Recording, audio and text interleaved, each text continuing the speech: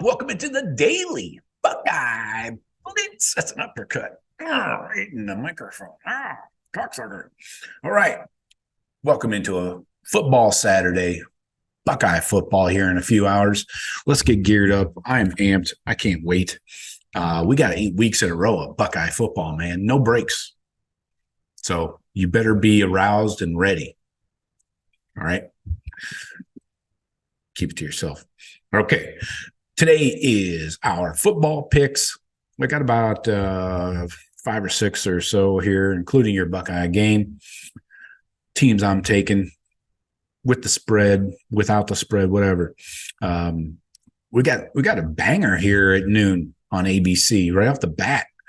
Number 12, Oklahoma, undefeated, 2-0 in the Big 12 at Texas. The last year of this conference Big 12 rivalry, the Red River Shootout, whatever you want to call it. They call it a rivalry now. Bunch of soft asses.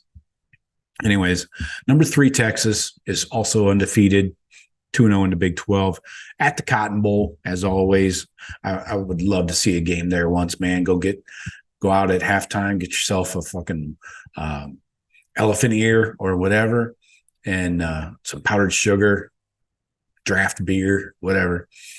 Walk back into the stadium. That'd be sweet, man. It must smell amazing around that stadium. Anyways, the line is Texas by 6.5. Over under is 60.5. So let's look at these two teams here. Now you got Quinn Ewers lighting it up on the scoreboard. 10 TDs, 1 pick, almost 1,400 yards. Dylan Gabriel in his 20th year of college football somehow. I think I still lived in Orlando when he started at UCF. Anyway, he's got 1,600 yards, 15 TDs, couple picks though. So Oklahoma and Texas like to whip it around, whip it out, whip it around. Oklahoma's throwing for 352 a game, Texas 286, but Texas is running the ball really well. They're almost hitting 200 yards on the ground. Put me in the ground. Defensively, very similar here. Good against the pass, good against the run. But I will say, when you compare resumes here in the first 5 weeks, is Texas playing Alabama has to give them a lot more weight. They beat them 34-24. All right. This is not a last-second victory. So Oklahoma's played nobody. Smashed Iowa State. Close one against Cincinnati at Cincinnati, 20-6. Smashed Tulsa, beat SMU, beat Arkansas State. And then Texas also beat Kansas last week very easily. Baylor, Wyoming, and then Food. They beat Rice in week 1. So I'm taking Texas. This seems like a no-brainer. I hope they maintain this rivalry somehow. I'd hate to see this go by the wayside when they move to the SEC. I assume it'll maintain, but you never know. We'll see. Anyway, so take Texas with the touchdown. Over under, I'm going to say over. I think these two teams are going to have success throwing the ball. So I take the over 60.5. Next up, 3:30 on CBS. Number 11, Alabama, 4-1 with the one loss to the previously mentioned Texas. But Bama's 2-0 in the SEC at Texas A&M, going to Kyle Field at College Station, Texas. Should be nice and warm there. Alabama favored by 2.5 on the road. So you got road favorite coming in to College Station, the house that Johnny Manziel built, over under of 46.5. Looking at these two teams now, I know everybody likes to always predict an upset with Jimbo. Jimbo's going to get Nick. Jimbo's going to get him. Whatever. Don't give me that shit. Alabama's starting to put it together. They got themselves a quarterback. Well, they decided on a quarterback. Let's say that. They beat up on Mississippi State last week, beat Ole Miss the week before that. Laney did not show up and put up much of a fight. They went to USF and that vaunted USF. Yeah, anyway, they beat them 17-3. The loss to Texas, 10-point loss. That's legit. Then A&M beat up on Arkansas last week, beat Auburn, ULM, lost to Miami, though. That was a big loss, 15-point loss, and then beat New Mexico. Now, Texas A&M loves to throw, and I mean loves to throw the ball around. They're averaging 283 through the air and then 160 on the ground. Now, Bama, not so lucky through the air. They're not even hitting 200 yards a game.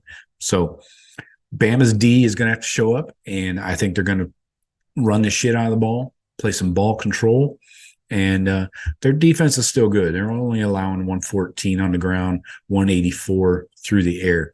So I don't see A&M throwing for 300 yards here, 350. So look for Bama to tighten things up, squeeze Jimbo's nuts, and get the win here. I like the 3 points.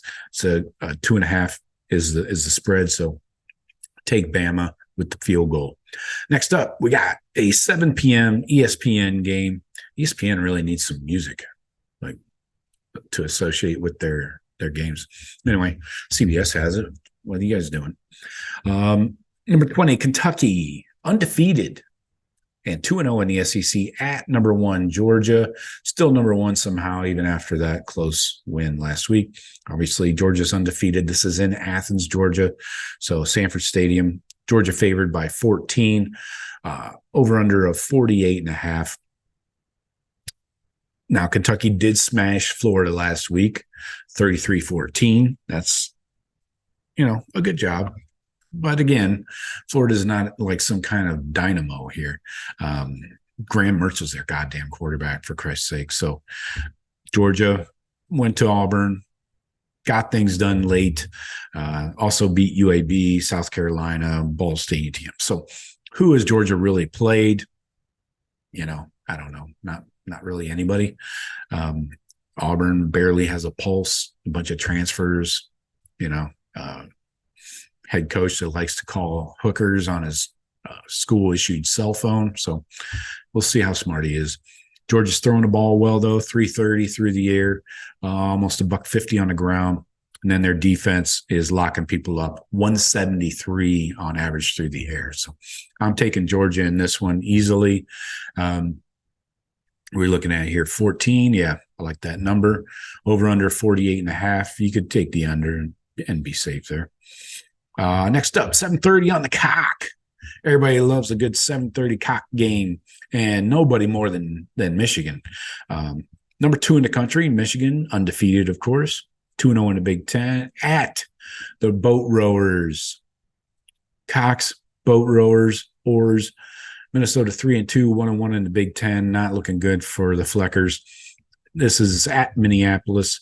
53 degrees is the predicted temperature right now. So you got to start factoring in this weather as we, approach Halloween and into November. So 53 degrees, getting a little down there, a little chilly for me anyways. I don't know about you guys.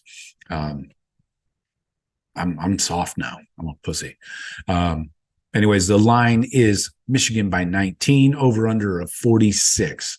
Now, Michigan's just taking care of business. These guys leading the country in points per game on defense. They're only allowing 160 through the air, 85 on the ground as a defense, and then running the shit out of the ball as they would.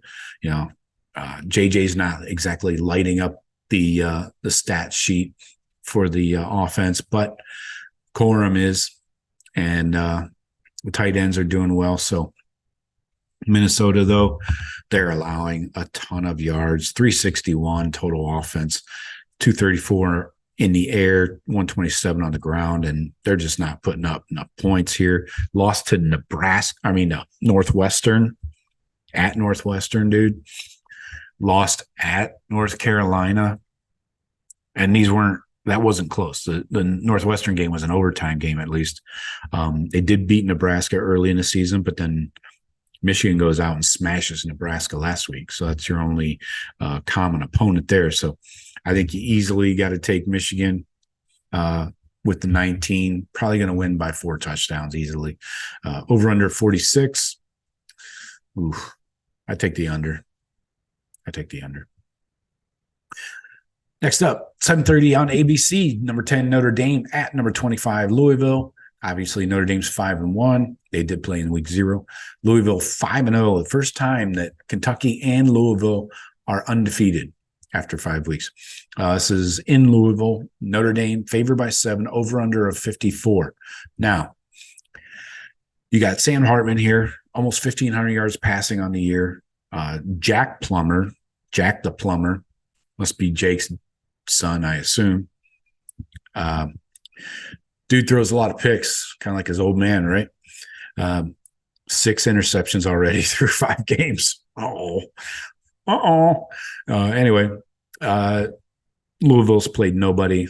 They played NC State, Boston College, Indiana, Murray State, and Georgia Tech. Notre Dame obviously just got by Duke last week. Went down to the wire with the Buckeyes the week prior. This is another night game, 3 night games in a row for the Irish. Then other than that, their common opponent is North Carolina State. They dispatched North Carolina State pretty well, where Louisville beat them 13-10. So I think you got to take Notre Dame with that nice 7 touchdown number, but I'm looking towards the under 54. So last one here, your Buckeyes, my Buckeyes. Those are my Buckeyes. No.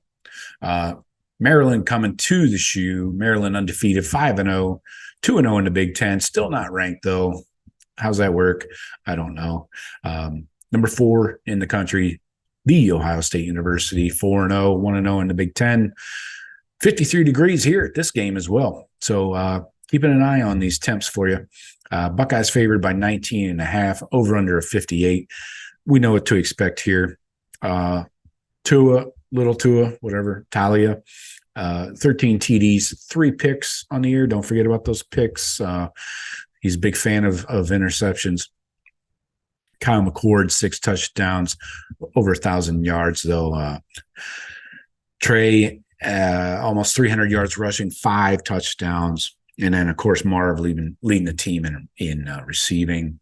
So Maryland putting up some yards, almost 300 yards through the air, 157 on the ground, but then they're allowing over 200 yards passing, 116 on the ground. Buckeyes, their defense is holding people down, 255 yards on average allowed by the Buckeyes, 150 through the air, 106 on the ground. So throwing the ball is going to be Maryland's MO here. That's what they're going to try to do. But the secondary for the Buckeyes is way too good for that. Maryland's beat nobody. Indiana, Sparty, Virginia, something called Clit, and then Towson.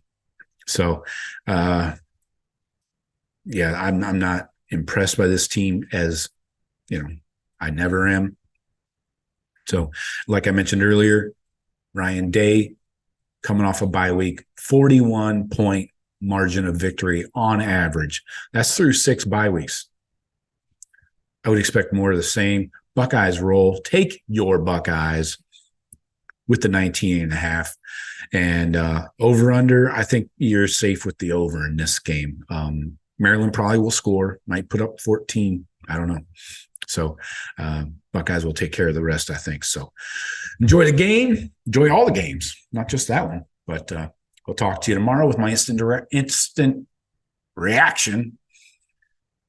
And then me, Jeff, and Sean will be back Sunday night, talk some more instant reaction from them, and we'll get you ready for the Purdue game next week. So talk to you later. The Go Bucks.